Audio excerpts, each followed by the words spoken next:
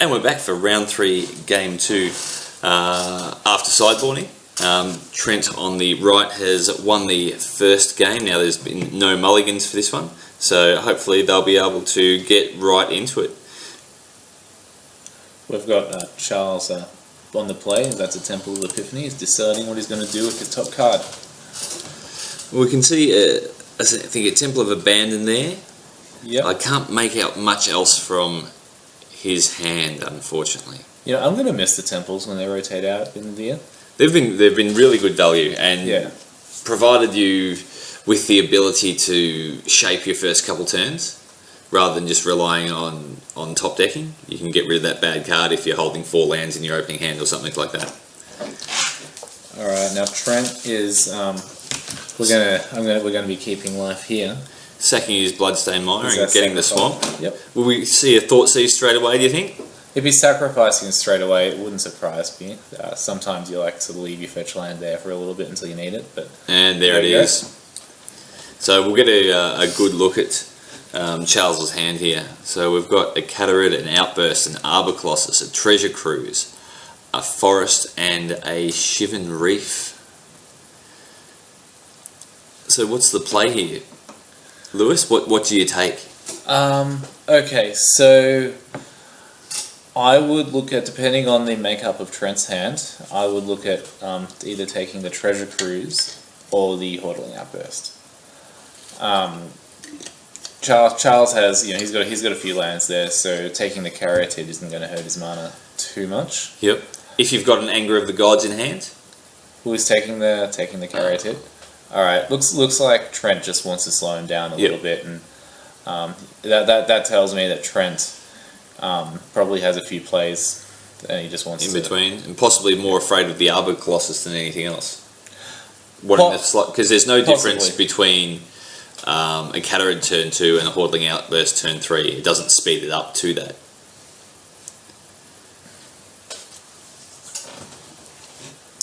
So wants to give himself more time to deal with the Arbor Colossus, which is currently the biggest threat to him. And if he is afraid of the Arbor Colossus, it just means that he doesn't have the appropriate removal spell in hand. Now it looks like Trent's scrying off a Temple of Triumph. And we saw Charles draw a Lightning Strike, I think. So Trent, do you think Trent has sided in the Anger of the Gods in his sideboard? You know what? I don't know. I think it's a pretty. I reckon he probably did. He's not only are there tokens for him to deal with. There's that Rebel Master. Yep. And you don't hate taking out a Sylvan Caryatid. And looking at his sideboard, he's also got a Chandra Pyromaster. I would think that would definitely come in. I think I've spied that in Trent's hand, actually, if I'm not mistaken. He's only got the one of. Now, Charles took a point of pain from his Shivan Reef to play that Hordeling Outburst. So he's on 19 and Trent's on 17. So Trent comes out with the Caves. Yep, and he's playing a Goblin Rebel Master. And he's going to offer a trade, Goblin for Goblin. Would you take it? Looks like Charles is. And I think we'll see possibly that Lightning Strike coming out and through for 2. Scrolling to the bottom from that Temple of Mystery. Because you can't let those Rebel Masters get carried away with shenanigans. And I reckon he's going to come in with those Goblins. So that puts Trent on to 15.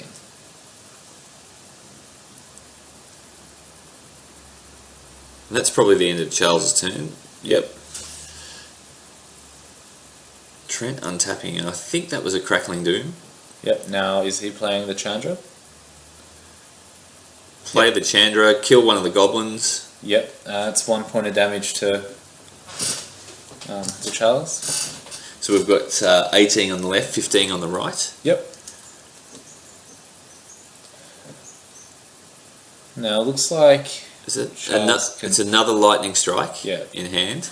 It looks like Charles can play the Arbor Colossus. So do you go for the Arbor Colossus, or do you try and get the Chandra as low as possible?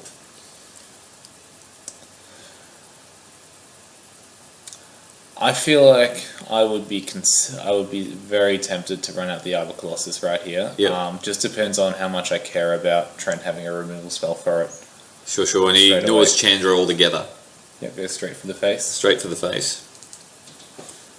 And here comes the Arbor Colossus. Oh no! He's playing his Treasure Cruise. Wait, maybe no. He's still undecided. He's definitely got enough for it. Yeah. 4, 5, 6, 7. Yep, just enough for it. He's playing Treasure Cruise. Now, why do you think he's playing the Treasure Cruise, which powerful spell but does not impact the board right now? Well, I just feel that the board isn't overwhelming at this point in time, so he can get away with it. Trent's board, even though yes, he does have the Planeswalker out there, he doesn't have a massive creatures. There's no Butcher of the Horde, there's no Wingmate Rocks, or anything like that to provide a massive amount of pressure. And you know your Goblin token's dying next turn. Yeah. There's nothing you can really do about that. So whilst that's all happening, it allows you to draw a few cards. Hopefully, 1 or 2 more threats. Yep. And so you've got some backup for that Arbor Colossus if it does run into a Crackling Doom or a Change the Rocks. I think I see a Polukranos in Charles's hand.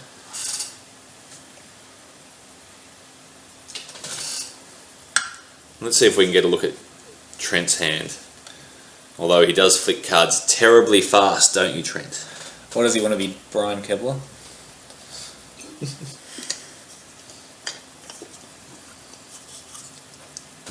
There's nothing excellent about how quickly you flick cards. Alright, Trent's he's running out of Triland, Nomad Outpost, and he's playing a Sorin. Making a vampire? This is the kind of magic I love, Planeswalkers. You've been known to play the Friends deck? I have played Super Friends on more than one occasion, yeah. And so he's put out the Sorin, put the vampire out for just a bit of protection, and can even start gaining life with that next turn if he wants to. Life's not really an issue at this point in time, being only on 14. But looks like Sorin's biting the dust. But you never feel that bad when that happens, because at least you got a vampire out of the deal. Yep. And you got rid of a card. And he's come out with Polukranos now. So now that there's additional threats on the board, that Polukranos can actually get rid of that vampire next turn and come through for about 7. That's right. And if Charles plays a land, it could come through for 8. And taking out Chandra. Yep. So kill the vampire, take out Chandra, and you've got 7/7 or an 8/8 toughness creature on the board. Yep. I feel like Trent needs to deal with this.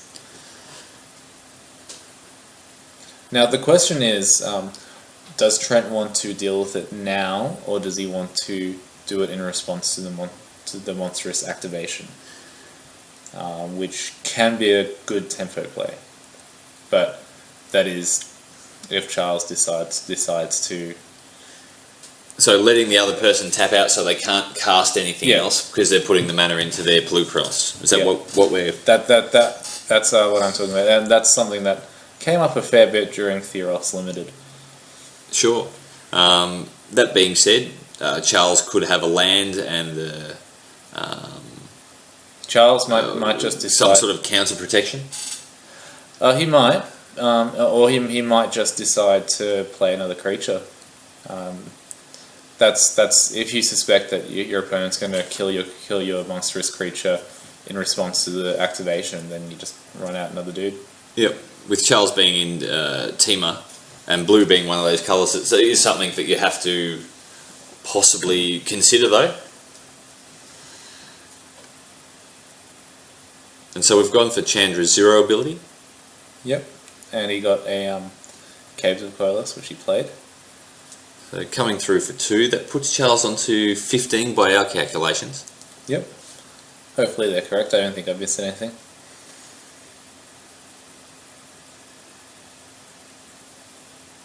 It looks like he's going for the Yep, Crackling Doom now, with the extra 2 damage, putting him down to 13. So yeah, he's not letting him have that counter protection.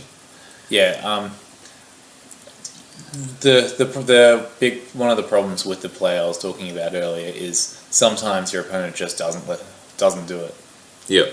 And you've got this removal spell, and if you play the removal spell when they've got mana up, then they can make it monstrous inactivate in response. Sure.